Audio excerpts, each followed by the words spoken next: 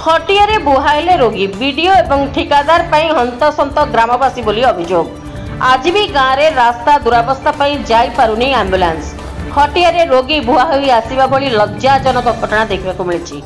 गोटेपटे 24 वर्ष सरकार शासन अवसान घटाई नुआ सरकार आनिले लोके। नुआ सरकार विधायक मंत्री और माननीय मुख्यमंत्री समस्ते कहउछंती ए लोकक सरकार हेले जदि तल स्तर में बसवास करुवा गाँ लोक सर्वनिम्न मौलिक अधिकार उपयुक्त रास्ता जोगाइबारे विफल तेबे की प्रकार लोकक सरकार बोली प्रश्न उठाउथुवा लक्ष्य करा जाउछि। अन्यपटे तरबरिया भावे काम आरंभ करी अधा पंतरिया अवस्था रे छाड़िथिबारु नाही नथिबा दुर्दशार सम्मुखीन होउछंती निरीह ग्रामवासी माने। रास्तार अवस्था देखि गाँ को जीवापाई डरुछि जम। रास्तार अवस्था एमिति होइछि जे 2, 3, 4 चकिया जान कथा छाड़ंतु पादरे चली जिबा मध्य एठी विपज्जनक। मनमुखी भावे आरंभ कराइथिबा वीडियो एवं काम करुथबा ठिकादारक पई एबे हंतसंत ग्रामवासी। रास्ता उन्नतीकरण कराइबा नाम रे फायदा रे रहिबो ब्लॉक प्रशासन एवं ठिकादार बोली आलोचना हेउथबा बेले बिचरा ग्रामवासी भोगुचंती दंड। उल्लेखयोग्य मनरेगा योजना रे अधा काम करी केवल माटी पकाई कच्चा रास्ता को करदेले खराब। ए हेउची मयूरभंज जिला सारसकणा ब्लॉक पंचम तलिया ग्राम रास्तार चित्र। कादुओ पचपच खराब रास्ता पाई गाँ भीतर को जाई पारिलानी एम्बुलेंस। बाध्य होई खटिया बुहा हेले रोगी। प्रत्येक दिन काल बैशाखी पाई वर्षा प्रबल हेतुवारु कच्चा रास्ता को मरामती किंबा माटी पकाइबाकू बारण करथिले ग्रामवासी। किंतु वीडियो एवं ठिकादार कर्णपात न करी तरबरिया भावे जंत्र साहाय्य आरंभ करथिले रास्ता रे मनरेगा काम। अधा पंतरिया काम करी ग्रामवासी को मरण जनता को ठेरी देले ठिकादार और वीडियो बोली अभियोग करी कहंती ग्रामवासी। रास्तार उन्नतीकरण बदल रे रास्ता रे बाइक किंबा आंबुलांस टी गाँ मध्य को जीवा एबे संभव हेउनथिबा अभियोग करिसंती ग्रामवासी। तेबे आज ग्रामर जड़े व्यक्ति स्वास्थ्य अवस्था गुरुतर हेबारु एम्बुलेंस सेवा पई गाड़ी डका जाइतिला किंतु रास्ताटी विपर्यस्त अवस्था रे थिबारु पसी पारिलानी एम्बुलेंस। शेषरे लोकमानक सहायता रे खटिया रे बुहा होई एम्बुलेंस निकट को आसीथिला रोगी। एवं स्थिति रे राज्य सरकार पक्षरु हस्तक्षेप करा जाई युद्धकालीन भित्तिरे रास्तार निर्माण कार्य त्वरान्वित करी ग्रामवासी को तांकर सर्वनिम्न मौलिक अधिकार सुविधा उपभोग करने को सुजोग सृष्टि करने को दाबी होछि।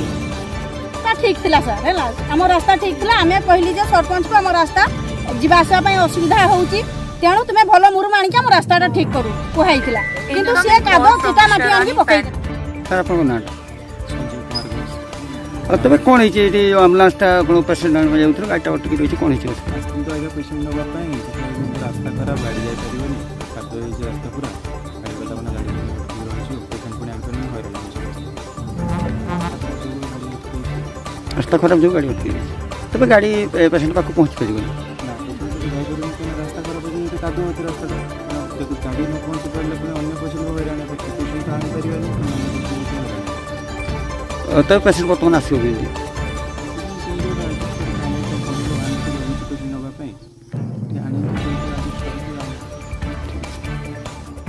पूर्व सरकार आ वर्तमान सरकार रे किसी फरक लगुनि। आम जो आम जनसाधारण जो निर्वाचित करते नूतन सरकार को किसी परिवर्तन आणवे आखि दृष्टिया परिवर्तन आने सेमती किसी कहीं लगुनि। इठी प्रशासन जमी थिला से भाया प्रादुर्भाव जारी रही। रास्ता घाट जो कथा कहते मुरुम जगार जो चिकटा माटी कादुआ माटी सीधी ढाला हो जहाँफल आज ये अवस्था है आम्बुलांस गुड़े मिल पारुनी खटिया बुहा हो रोगी। आ बम्बई छक सारसा रास्ता समस्ते आसते एमएलए एमपी काली मु पोस्ट करी एमएलए एमपी आमर बीडीओ तहसीलदार कलेक्टर सब कलेक्टर सब से रास्ता से जापर ना केमती से कौ अवस्था लोक अच्छा केते असुविधा भोगुंट हैं गाड़ी चेकिंग हेलमेट चेकिंग एगुड़ा तो बहुत बढ़िया पैसा आय कर खर्च होनी कौन तापर जो रास्ता मरामती प्रत्येक वर्ष बम्बई शासन होती से केते दिन गोटे सप्ताह पर उठी जाऊँगी माने कौन ये प्रशासन पूरा नीरव से समस्त अंशीदार ये दुर्नीति केमती हो पूरा स्पष्ट देखा जाए दुर्नीति ये कौन जनता कौन आशा करेंगे हैं देखु प्रशासन आम एमएलए तो लोकाल सी भी जीवासा कर सी तो अवगत करते सी तो तदारक करेंगे सी भी करना मुझे गाड़ी दूनी आक्षेप करूनी मुझे केवल सचेतन कर आपण मैंने सजग हूँ जनसाधारण केमती उपकार पाइबे केमती भलरे चलिबे सेते नजर दियंतु मु एति कहया कथा तो अति दुखद खबर खाली आज नुहे आगामी एभलिया जदि एभलिया निरंतर चालू रहे जोटी जहाँ लगे कथा ताहा नहीं घर घर फिलिंग होची माटी सरकारी काम बिल नौकरी बाली माटी फिलिंग होची रास्ता घाट जी जो पुखरी खोला से माटी ढाल दिया जाऊँगी से भी मेसीन काम होगी ट्राक्टर ढाल दिया सी डबल बिल